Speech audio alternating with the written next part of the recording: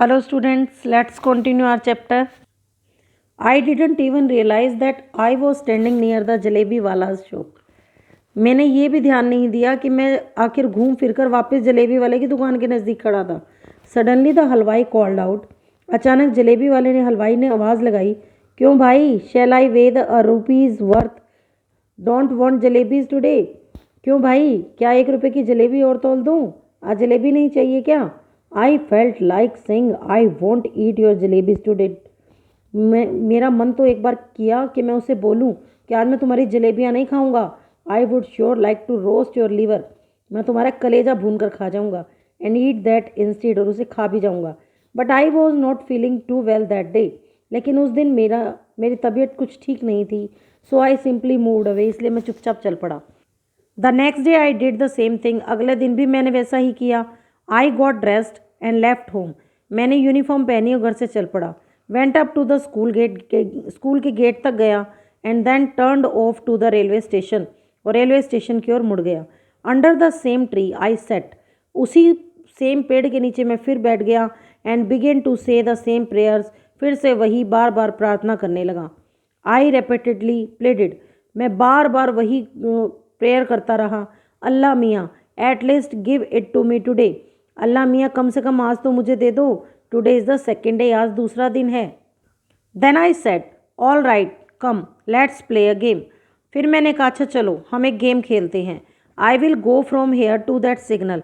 मैं यहाँ से उस सिग्नल तक जाता हूँ. You secretly place 4 rupees under this big rock. तुम चुपचाप 4 रुपये उस बड़े से पत्थर के नीचे रख देना. I will touch the signal. मैं सिग्नल को टच करूँगा एंड कम बैक, और वापस आ जाऊँगा. What fun it will be if I pick up the rock and find 4 rupees underneath. कितना मज़ा आएगा ना कि जब मैं पत्थर हटाकर देखूँगा तो उसके नीचे मुझे 4 रुपये मिलेंगे. So are you ready? तो क्या तुम रेडी हो Allah Miyan? I am going towards the signal. मैं सिग्नल की ओर जा रहा हूँ. 1 2 3. I went up to the signal and return smiling. मैं सिग्नल तक गया और मुस्कुराता हुआ लौटा.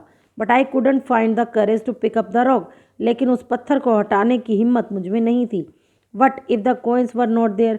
अगर वहाँ सिक्के ना हुए तो. But then I thought what if they were. फिर मैंने सोचा अगर हुए तो. फाइनली आफ्टर सेइंग बिस्मिल्लाह, when I lifted up the rock, this big hairy worm got up and curling and twisting wriggled towards me. आखिरकार मैंने बिस्मिल्लाह कहकर उस पत्थर को हटाया तो एक बड़े बड़े बालों वाला कीड़ा उठ खड़ा हुआ और घूमता हुआ बल खाता हुआ मेरी ओर ही आने लगा. I screamed. मैं चिल्लाया. And ran away. और दौड़ पड़ा. Once again touched the signal. फिर सिग्नल को छूने के लिए भागा. Then crawling on my hands and knees I reached the tree. फिर अपने हाथों व घुटनों पर रेंगता हुआ मैं आखिर पेड़ तक पहुंचा. I tried my best not to let my eye stay towards the rock. मैंने पूरी कोशिश की कि मेरी नज़र पत्थर की ओर ना जाए.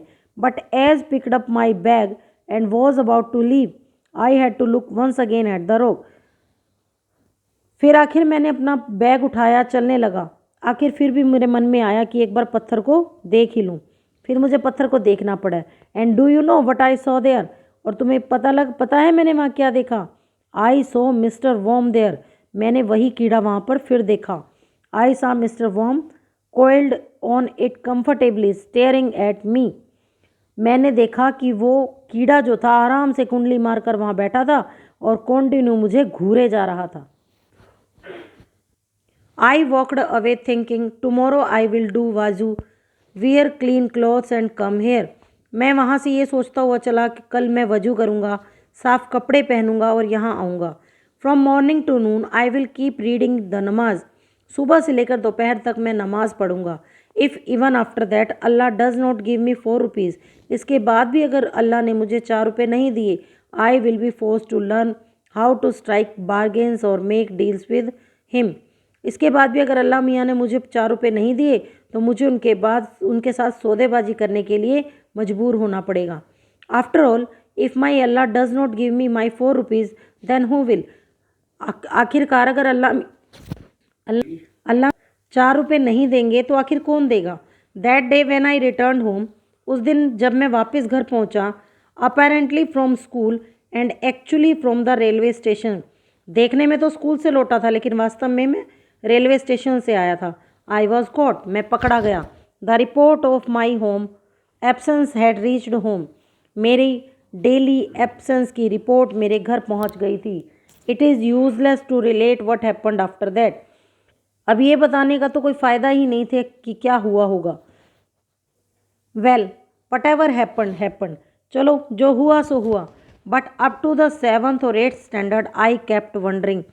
लेकिन 7वीं और 8वीं कक्षा तक मैं यही सोचता रहा कि इफ़ अल्लाह मियाँ had sent me 4 rupees that day, अगर अल्लाह मियाँ मुझे उस दिन 4 रुपये दे देते, what harm could it have possibly caused anyone, तो इससे किसी का क्या बिगड़ जाता। It was only later that I came to the conclusion that if Allah Miah were to provide all for the asking, then men would even today be living in the nest like vultures and crows and would not have learned the art of making jalebis. आखिरकार मैं इस नतीजे पर पहुंचा कि अगर ये अल्लाह मियाँ केवल मांगने से ही सबको दे देता तो मनुष्य आज भी गिद्ध और कौओं की तरह घोंसलों में रहता और जलेबी बनाने की कला कभी नहीं सीखता। आफ्टर ऑल मेरी तो सारी स्टोरी जलेबी पर ही टिकी थी, इसीलिए that's all, this chapter has been completed. We will discuss its question answer in the next lecture. Thanks and have a nice day. Bye bye.